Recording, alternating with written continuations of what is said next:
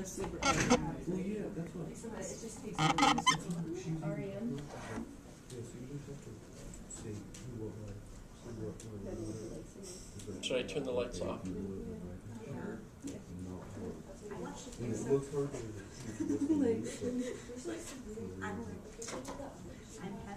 I think it's Civil War. I'm hip. That sounds like the total, like, the not hip mom. No, I'm hip. Oh. Oh. Like hemp. You should tell me that. I want you, when you have a kid, and like her friends or his friends come over, be like, hey, I'm hemp. And they're like, you mean hip? No, I'm hemp. There were previous semesters I almost took one of your classes Yeah. here. They were around 5 or something. I was like, you know what, not gonna do it. Do it. Should be in traffic. And then click on it, yeah. How the fuck really usually But Who loves their child and names them him? literary sense of modern I told my think boss that. oddly conflicts with the philosophical section. I kind of figured that that was like the, what I was more familiar with. It's the modern period So, before I in philosophy check on everything, actually I'm not ends with seeing like the Eden Enlightenment. for Cat at all. Oh, so they're ahead of the game. Yeah, so Yeah, we're so like the literary Like, crowd are freaking slow. out, like every time I go there, I'm like, Cat is a lovely But that's, boy. I mean, Because whenever communism, Megan's we there, think she's of like all up on me. But like, now since Megan's not there, as she's just modern. like in hiding. Yeah. Bobby Larson. And then I went. So that. So Well, I think what are that's we where really- when people have started using contemporary. Well, but I actually had a philosophy course in college called Contemporary Philosophy. And that's something else too. You know, it wasn't really But I went in there. now. and her dad It was like, this is how to tell when it was water and how much water. kind of That's like really cool, after right? the 19th And I filled century. up, So they have like one of those bottles that's supposed to get out of So, the well, water. Perspective is everything. And I had it ran out, and I American didn't realize it pragmatism did, was a so separate I got course. in there today, and like the very that was- bottom is like starting. American No, I didn't kill it. It's still Contemporary purple philosophy lab is and really, water in the roots. And so I'm people like thinking it was, Heidegger. like totally dripping out. And so people that were essentially still Like I watered it, alive, like I'm at. most, you know, because at the time, Heidegger, see, when did Heidegger die? Because like her dad, so the Because it reason was I around was 69, so he was, her dad does it because he he was likes actually dead by planning. the time I was But in taking the Alaska, course, but you have like 3 months. But they were like So he really likes it because it's like actively philosophical points of view that were part of He needs to stop. the contemporary scene, so. It's like the opposite of what's supposed to be. Well, I mean, he does it to calm down. Well, I and suppose- I've noticed that philosophy and He English, does it. they approach a great deal differently. And in the English But like department, every when time I people try to help him, hear that I'm minoring in philosophy, they're like like, answer okay. anything. And in philosophy, when people hear that I'm majoring in English, they're like, Or my therapist, her husband, and it's who was my been really therapist. difficult to learn how to write And he differently went in because the way you write And them he are was like, very, yeah, you have these very things, different. attachments and eating disorder that Eric uses to Well, you don't have to worry about how you write in this class. 3,000 words, I realize that's a lot, but, you know, it's not, Like, he does all these different things and he refuses to it doesn't acknowledge have to be them. coherent, it doesn't have to be organized. You just need I to help him get like, the if he doesn't smoke, the then he email, has I to at least take one or two do shots. properties, if it says 3,000 words, No. 3,010 words, No, he's whatever, graduating A next for year. you, and then I start to read it, you know, it's like, Oh no. Oh, there we go. because my What is guideline, this for? you know, as long as it's not a plagiaristic. Like a computer, like My you put it in, biggest like a and wire scariest paper was for Or a philosophy plug, you class, know? and it was a 22-page beast by the time I was done. And that was, there's a lot of anxiety And, working and into that one. an MA thesis should be at least like 20,000 words. I forget how many words that was for 22 They're pages. moving you towards writing your own book. So You could. by the time you finish, you're supposed to think about publishing that paper, right? So it will become, and Well, isn't the master's program pretty much just doing one thing? Oh, I love that. I'm like, that's so dumb. No, it's so useful. So, Let's let's get started. I guess. Just Some of us are put some stuff missing, in the card. but okay. So, in Hopefully, I you wasn't just too. have to like do the baby thing. Like, pull out Should we little get baby started? tacos. Hello. I'll play a. We've dominate the card. What should I play? Are you one of those girlies who has like 2 to 3 cards, and because one card like has all the pieces and nucleuses and everything? That's a yes. Sometimes, not all the time. Kind of rarely, actually. That used to be my family. When like my brother and sister lived with us, that was our family. Every time we went to the Because like sometimes we need like 2 cards with like we have like the coats and the purses and like the little stuff and then like the big bulky stuff. like everything goes in 1 card. If it doesn't fit, I'm not getting it. Like I will start. That's probably healthier. 60 degrees colder outside than it is in the freezing.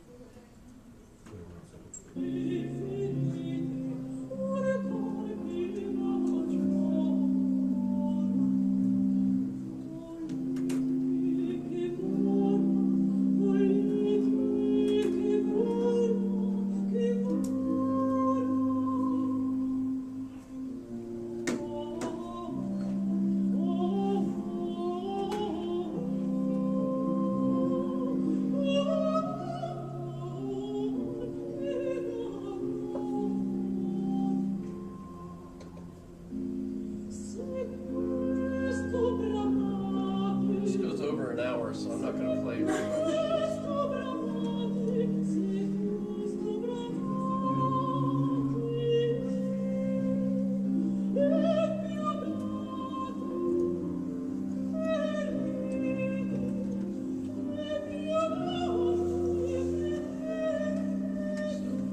This is the lyra, or the, what do you call those? You know, it's the curly harp, right, of Orpheus.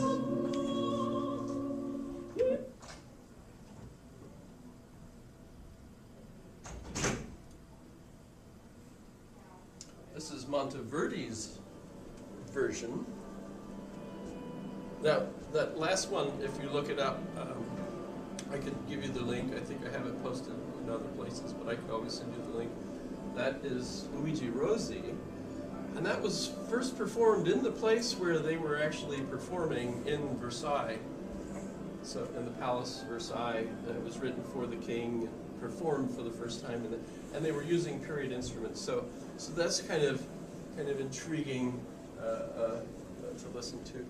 This one also, as I understand it, is performed with this particular version of Monteverdi's Orfeo, is with period instruments in the place where it was originally performed. And it's considered to be the first opera.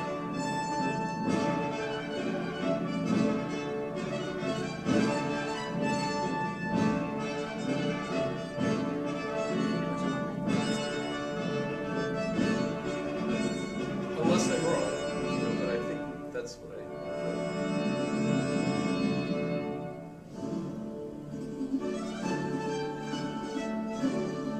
We've had the orchestra here in Anchorage perform with period instruments. They've done like one of Beethoven's symphonies with period instruments.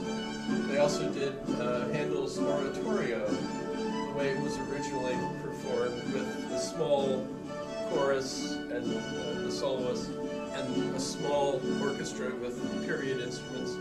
And most of our audience can claim, because they're used to the Mormon Tabernacle Choir and all modern instruments, and you know, so it's odd to hear it in the way it was originally.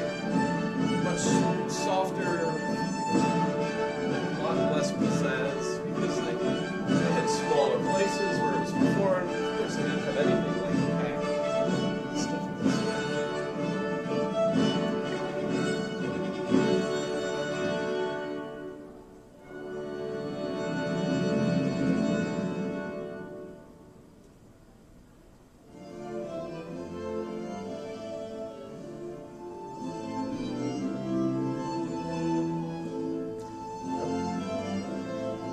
So this is Renaissance,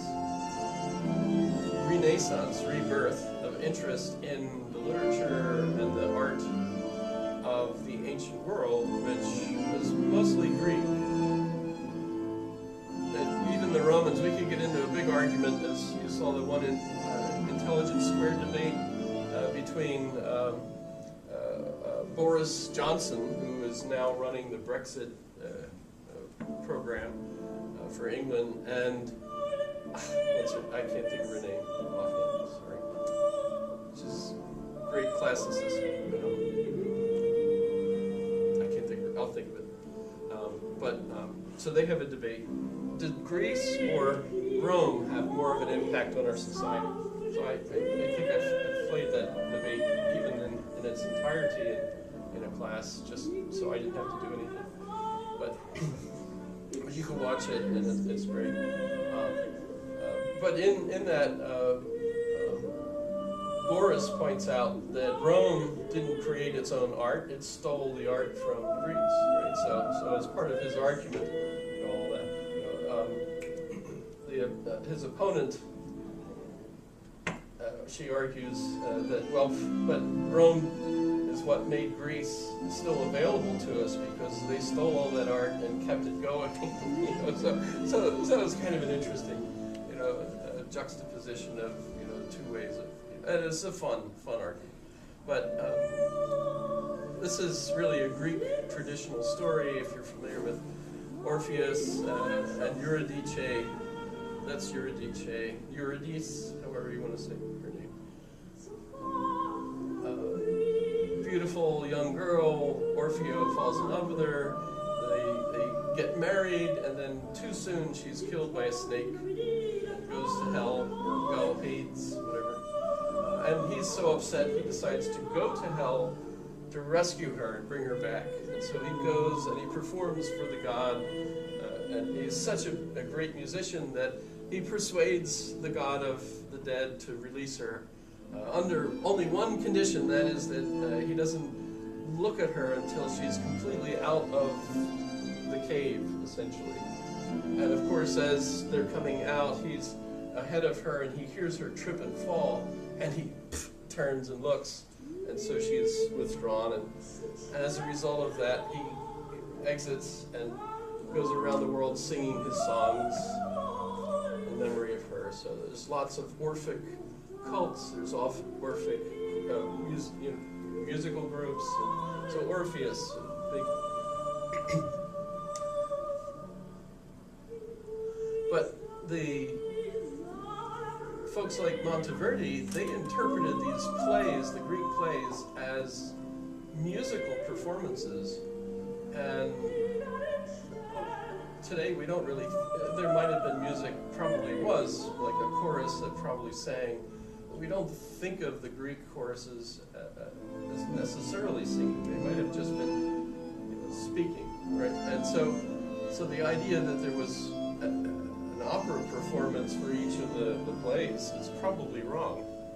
But that's how the opera tradition in Europe got started. They thought they were imitating what the Greeks did.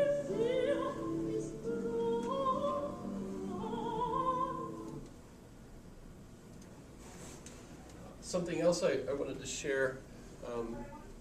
This is a map. As you can see, it's from 1459. Double check. When did Columbus sail the ocean blue? 1960s? What is it? 1462?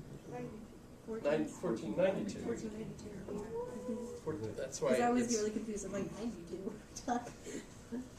So this is Peter Sloterdijk, and this is one of his, I guess, 3 books back, In the World Interior of Capital, which I think is a really terrible translation of it, because it's the Weltanschauung, right? Which is, we wouldn't say that as the world interior. We usually translate that as the world view, right? Or the appearance, how, so that box that we interpret things in of capital. But in this particular chapter, this is chapter 7, he titles it Water World on the Change of the Central Element of the Modern Age. And he refers to this particular monumental world disc. This was made in 1459 by the monk Frau Moro. in its time, it was considered not only the most extensive, but also the most detailed representation of the Earth. So if you think about the size of it, it was wall size in a big palace. So it's not, this is way, and in fact, you can't even, I have a copy of it on my wall, and these are written in Latin in paragraphs. They're in red ink, and if you'd see a better picture of this, probably there are much better pictures of it. There's tons of these.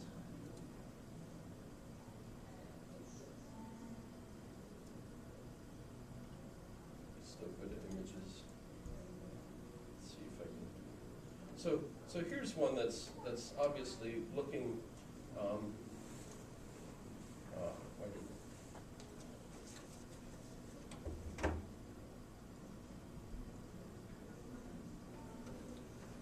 This is, notice, this is the boot of Italy, and notice Africa is at the top.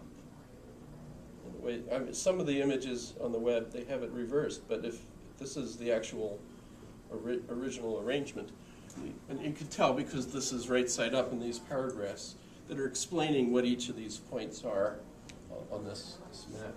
But notice that its overall shape gives you the impression that Earth is Earth, right? How much water do you see? And these are all the same, right? So actually, notice this is upside down. So this is the orientation we're used to, right? Today. But notice the peripheral area where the ocean is, right? And the Mediterranean, right? Oh, here's the Mediterranean, and this is around India and Egypt. Well, not Egypt, but the Sinai Peninsula and everything. But if you think of it, it really does look like there's more earth than water, right? And so the chapter he's talking about here, Water World, the European discovery that there's more water than there is earth. So they probably should have called it water instead of earth. They were going to be more aptly descriptive of the nature of the world, right? But this map made in 1459, in its time, it was considered not only the most extensive, but also the most detailed representation of the Earth. And notice it's really out of whack compared to the way a more accurate map should be depicted, etc. Especially if you eventually have a globe and so on. But it still presents the medieval old European Earth, which lies contained in the immunizing circle, and on which the damp elements literally plays a marginal role. Aside from the patches of the Mediterranean shifted slightly away from the center and the rivers, the water is only granted the outermost edges. And from Morrow's map, the empirical and fantastic present themselves, they don't have here be dragons and stuff. I don't know where that,